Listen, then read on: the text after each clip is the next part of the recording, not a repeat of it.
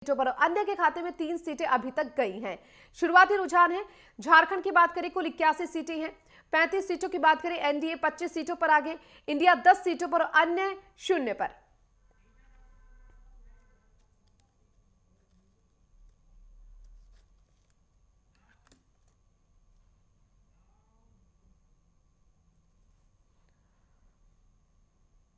और देखिए इन सभी राज्यों के साथ साथ पंजाब की बात करें तो पंजाब में भी 4 सीटें ऐसी हैं जहां पर चुनाव हुए हैं और उसी को लेकर ईशा ठाकर हमारी संवाददाता हमारे साथ लाइव जुड़ चुकी है, उनका जरा रुख करते हैं। ईशा देखिए लगातार पंजाब की बात करें तो पंजाब की 4 सीटें हैं, जो 4 सीटें अपने आप में काफी महत्वपूर्ण मानी जा रही है। 4 सीटों को देखा जाए 8 बजे से वोटिंग जो है, वोटों की जो गिनती है वो शुरू हो चुकी है। क्या कुछ शुरुआती रुझान जो है वो देखने को मिल रही हैं? देखिए, ये जो 4 सीटें हैं बहुत ही अहम इसलिए भी मानी जा रही है क्योंकि इन सीटों पर कहीं ना कहीं आम आदमी पार्टी के 3 जो नेता जी। हैं वो सांसद चुनकर आगे गए हैं। तो ऐसे में अगर हम बात करें बरनाला सीट की, जहां पर गुरमीत मीठियर चुनाव लड़े थे और लोकसभा चुनाव संगरूर से उन्होंने लड़ा था, वहां से वो लोकसभा सांसद चुने गए। वो सीट उनकी खाली हुई है और बरनाला में मुकाबला यहाँ पर कड़ा देखने को मिलेगा। और यहाँ पर देखिए सीधी टक्कर आम आदमी पार्टी, कांग्रेस और बीजेपी के बीच में नहीं, बल्कि यहाँ पर माना जा रहा है कि कांग्रेस और भाजपा के बीच में कहीं ना कहीं मुकाबला देखने को मिलेगा। गुरमीत मीठियर के जो मित्र हैं उन्हें चुनाव मैदान में आम आदमी पार्टी ने उतारा है, लेकिन बीजेपी की तरफ से केवल ढीलों पर यहाँ पर दाव खेला गया है, जो कि 2007-2012 में कांग्रेस की टिकट पे चुनाव लड़े थे और विधायक भी बने थे, लेकिन कुछ समय पहले ही उन्होंने बीजेपी का दामन थामा और ऐसे में बीजेपी ने उन्हें ही चुनाव मैदान में उतारा है।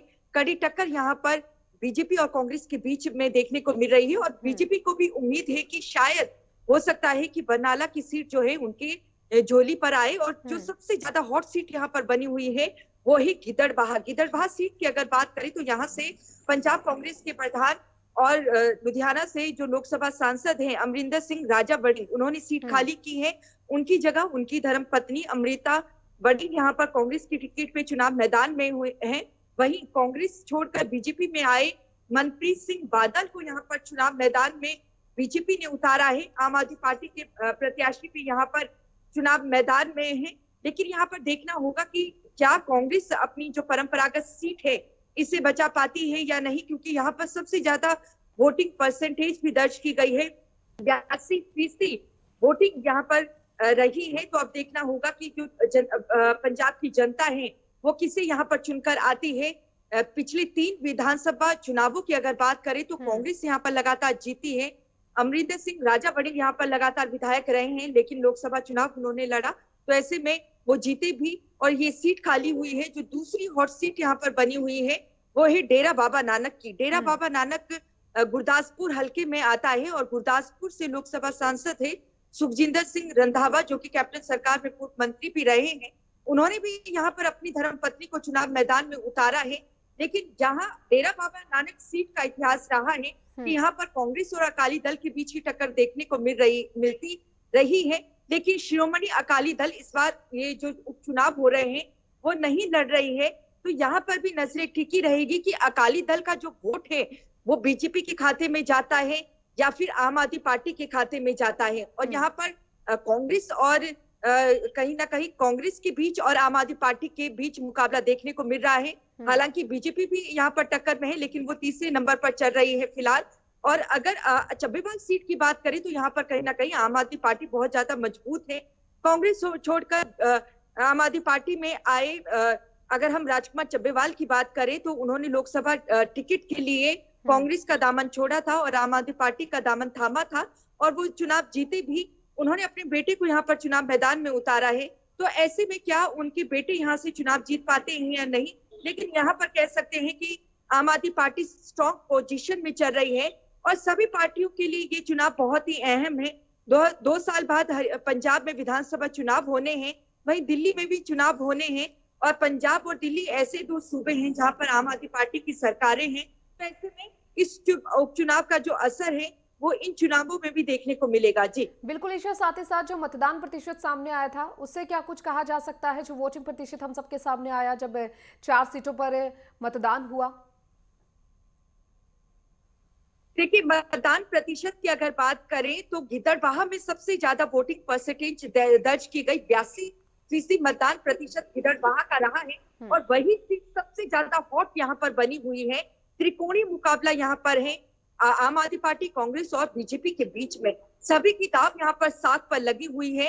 और अगर हम इसके बाद डेरा बाबा नानक की बात करें तो इसके बाद जो वोटिंग परसेंटेज है 64% डेरा बाबा नानक जो कि गुरदासपुर में पड़ता है वहां पर रही है। 3 साल से लगातार सुखजिंदर सिंह रंधावा कांग्रेस की टिकट पर चुनाव जीतते रहे हैं। गुरदासपुर से लोकसभा सांसद वो बने हैं। उन्होंने अपनी पत्नी को यहाँ पर चुनाव मैदान में उतारा है।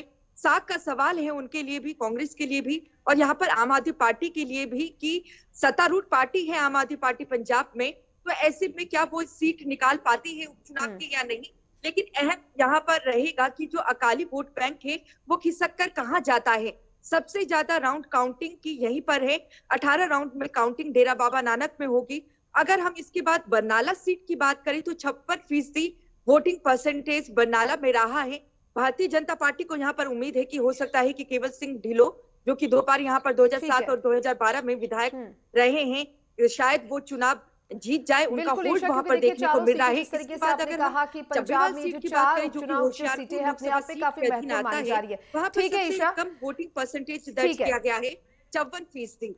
ठीक है ईशा, तो चलिए आप लगातार हमारे साथ बने रहिए। हम खास मेहमान हमारे साथ लगातार बने हुए हैं। सुशील वकील जी आपके पास आऊंगी क्योंकि देखिए जिस तरीके से झारखंड में शुरुआती रुझान आना शुरू हो चुके हैं, उसके बाद भाजपा नेता बाबूलाल मरांडी का भी बयान सामने आ चुका है। वो कह रहे हैं कि आज हेमंत सोरेन की भ्रष्टाचारी सरकार जो है वो झारखंड से जाएगी। इस बयान पर आपकी प्रतिक्रिया जल्दी से पूरी कीजिए। मैं अभी कांटे का टक्कर हो रहा है, दोनों पार्टियां आगे जा रही है। लेकिन झारखंड में जैसे ये एनडीए ने जीत मेंटेन की है, 25 सीटों पे चल रहा है अभी। ये अपना जो ये बाकी है वो 10 सीटों पे ही आगे चल रहा है। तो इससे ऐसा लग रहा है कि जो हेमंत सोरेन जी ने लोगों को इमोशनल किया था थोड़ा बहुत, देखो जी मेरे को जेल वगैरह हो गया, उसका असर नहीं हो रहा है। तो एक चीज़ है, पिछले साल से जो करप्शन के केस, भ्रष्टाचार के केस उस पर चलते रहे या फिर उसके बाद जेल भी गया, तो एनडीए ने उसको बड़ी अच्छी तरह उछाला।